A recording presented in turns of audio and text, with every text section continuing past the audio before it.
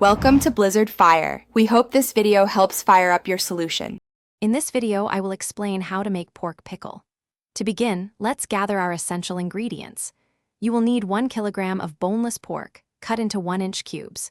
For the base, prepare 250 milliliters of mustard oil and 100 grams of fresh ginger garlic paste.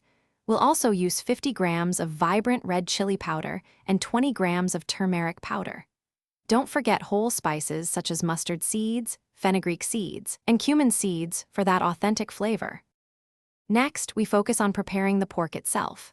First, boil your 1 kilogram of pork pieces with a pinch of salt and just enough water until they are tender, which usually takes about 20 to 30 minutes. Once cooked, drain the pork thoroughly, ensuring no excess moisture remains. Then, heat a generous amount of mustard oil in a pan and fry the drained pork until each piece is beautifully golden brown and slightly crispy. Carefully remove the fried pork and let it cool. Now, let's create the heart of our pickle, the flavorful masala. Begin by dry roasting whole spices such as mustard seeds, fenugreek seeds, and cumin seeds, then grind them into a fine powder. In the same oil used for frying the pork, sauté 100 grams of ginger garlic paste until it becomes fragrant.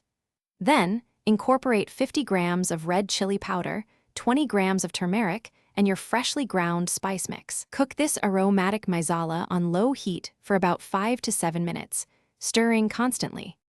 Finally, it's time to bring everything together. In a large mixing bowl, combine your perfectly fried pork pieces with the rich, aromatic masala.